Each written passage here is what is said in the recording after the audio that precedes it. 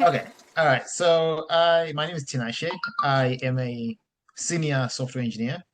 I guess hybrid data engineer as well. I don't know. And yeah, I've been in the tech industry for 8 years now, and I'm currently working as a senior data engineer at MS Amlin, which is in the insurance business. Amazing. Yeah. Perfect. And would you mind just talking through how you got into your career now originally? Sure. I studied computer science at university for 4 years. Did my master's, and then now I'm doing my part-time PhD in computer science as well. But I'd say it was a pretty straightforward trajectory because I always knew I was going to be going into tech since I was 15. So everything I did was to get into tech ever since. That's amazing. And why do you think, just on a personal level for you, there is such a problem with diversity in the tech industry specifically? Uh, so because I've thought about this for a while, and I think there's a combination of reasons, but they're not like independently to blame. It's more the tech industry is in itself is quite a small group. It's quite a small industry in terms of people. It's quite niche. Uh, so to have the, I guess, balanced diversity that I guess in today's world everyone would like to see is quite improbable, I'd say, because if we were to take the UK's population alone, given the population as a whole isn't balanced in the different groups, naturally speaking, a very niche, specialized group can never really balance that out either by default. And also, the other thing is to really go into tech in whatever role, you have to be interested in tech to a degree because tech is ever evolving. So you have to stay on that kind of treadmill to keep up. And if you're not in it with that kind of enthusiasm and passion, chances are you will drop out even if you make it in. So naturally speaking, if we then say, oh, you have to be passionate, very interested in tech, and then also want to keep up with all this ever evolving tech. I mean, literally 2 weeks ago, ChatGPT became a thing and everyone's on that bandwagon, but AI has been a thing in tech for quite some time. And it's like, but how many people have really kept up with it, right? It's just that's just one example I can think of. So naturally speaking, I think diversity is improbable, not because I think it can't be done, but I think there's so many factors involved that it's quite difficult to really nail it down and say we achieved it, guys, diversity, because you could achieve it for 1 year and then half the people who were making it in drop out for whatever reason. Maybe they realize tech isn't for them or whatever it may be. So I think that's the main reason. People, I think, come up with other explanations, as I call them, for it, and other groups to blame. And it's it's quite an open industry, tech, in terms of joining it. It's more, do you have what it takes to stay, if you will? That's the I think that's the uncomfortable truth is, yeah, you can make it in because you need a laptop and the desire to learn, and you pretty much will crack through the door. But once you're in, can you stay in the room afterwards? Can you handle the heat when the tough times come?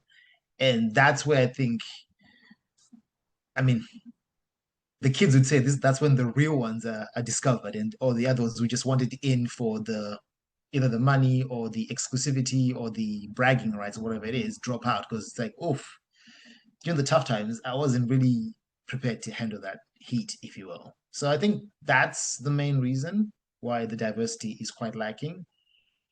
And I mean, I guess what I'm going to say is might be unpopular, but in some ways, it's a good thing because you don't want your tech industry to be full of people who are not dedicated to the cause because you end up with worse products. Now, I'm not saying diversity is bad in itself. What I'm saying is when you're achieving diversity, you want the right people to be there because if it's just a box ticking exercise, the outcome may be worse, and that may cause more damage than just letting things play out within themselves. Um, yeah, I think that's how I'd say it.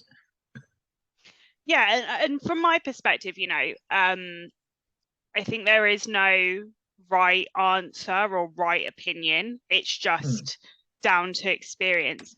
Just going a little bit off on a side note, I mean, what was it? You said that you knew you wanted to get into technology. yeah. What sparked that for you? Was it like a certain thing in your childhood? What kind of made you think, okay, I really want to do this? So, I mean, I wouldn't say it was my childhood because early on, my professional opinions were based on my parents' professions, and none of them had anything to do with tech. They were tech adjacent, but they literally had nothing to do with tech. I would say it was when I was 14. I think I was 14, yes. 14, yeah, 14.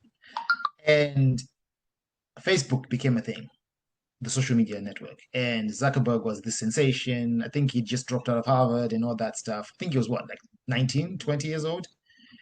He's building this company, that was reshaping social media and all that stuff. And then along that timeline, I think Twitter was built as well. And then I think Dropbox came in a few years later.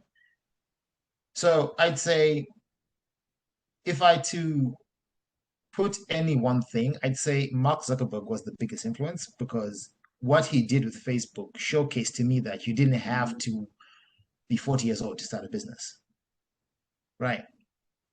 And so that alone told me that what I need is access to the information, the skills, and the opportunity, and the rest is on me.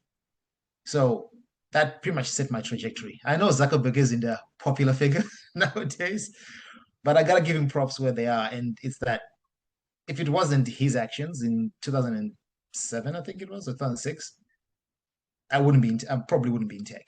Or it would have been taking me a different path to get to tech, probably. So yeah, it's him and Jack Dorsey, the co-founder of Twitter. Those two guys, yeah, they set me on this trajectory.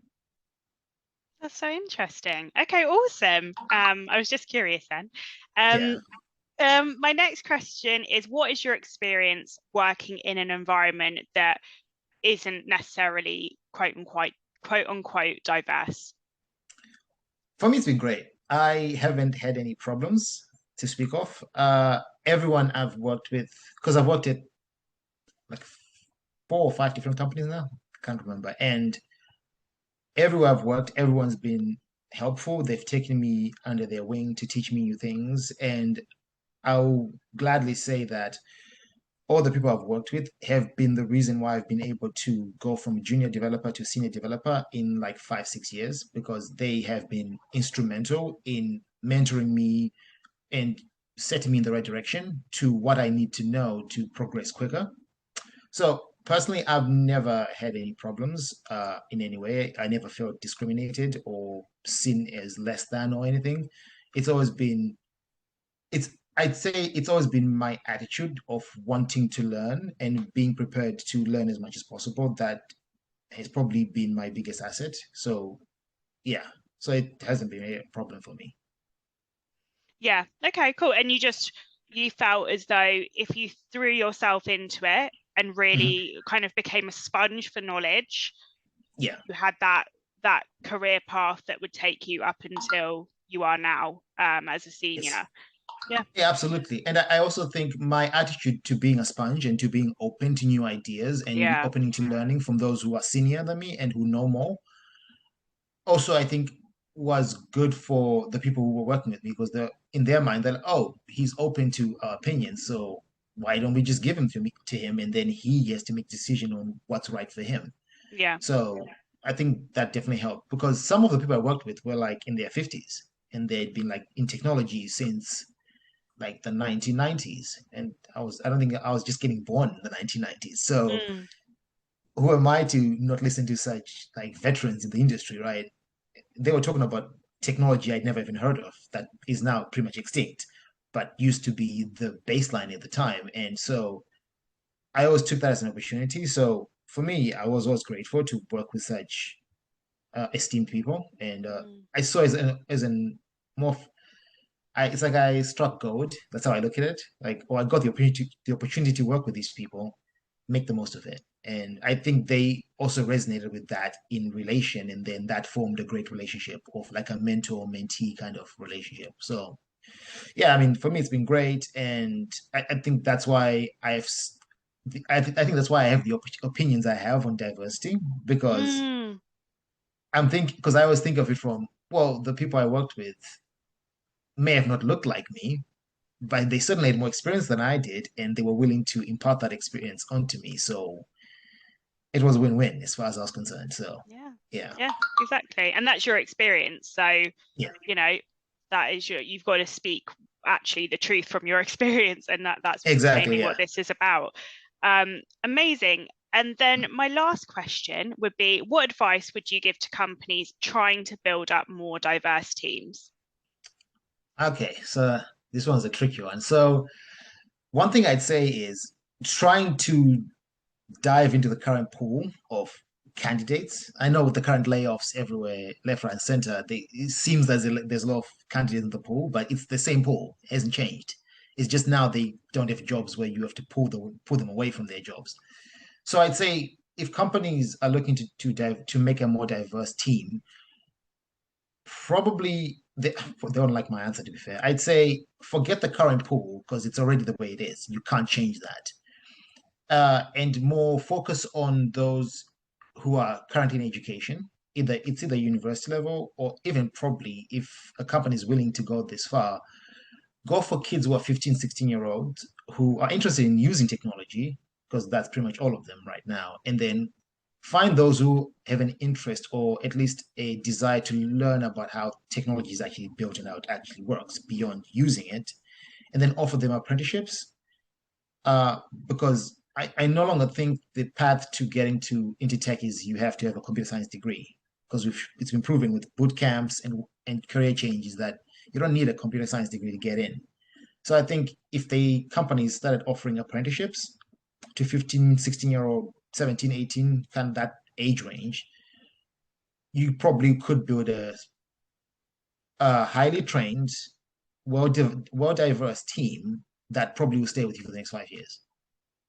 Yeah, probably in 10 years. Just depends on, you know, market factors after that. So yeah, I think that's probably a good way to go. Or dip into the code camp, code camp, what code academy pool, because I don't know what Yeah. that looks like. I'll be honest. I don't have as much knowledge on that, besides that they exist. Or dip into that pool and then offer those people in those code academies some sort of apprenticeship program so that once they finish their 3 or 6 month code academy, they become apprentice and then they can quickly level up basically. Mm, Yeah. yeah. So yeah, that'll probably be more conducive to adding new people to the market of tech and probably have a more diverse group. Yeah. That's amazing.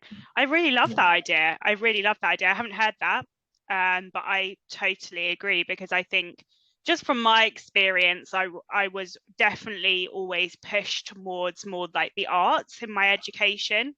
Okay. Um, just on a personal experience, and I was good at English, so it was always like, you know, that's your path. You're not Yeah. mathematical. You're for that. And to be honest, it's probably true in my case. I am absolutely terrible with like statistics, maths, and probably computer science as well. But I Fair think enough. if there's more kind of conversation or even companies coming into schools and kind of discussing a Mhm. bit about what they're doing, I think it would gauge more people's interest in actually I can connect that to potentially social media or video games, stuff that is Yeah. actually on your mind at that point in life, and you can kind of connect the dots of, oh, actually this could be a career. Yeah, um exactly. Yeah. I agree with you 100%. Yeah. yeah, so I think that's actually really, really interesting.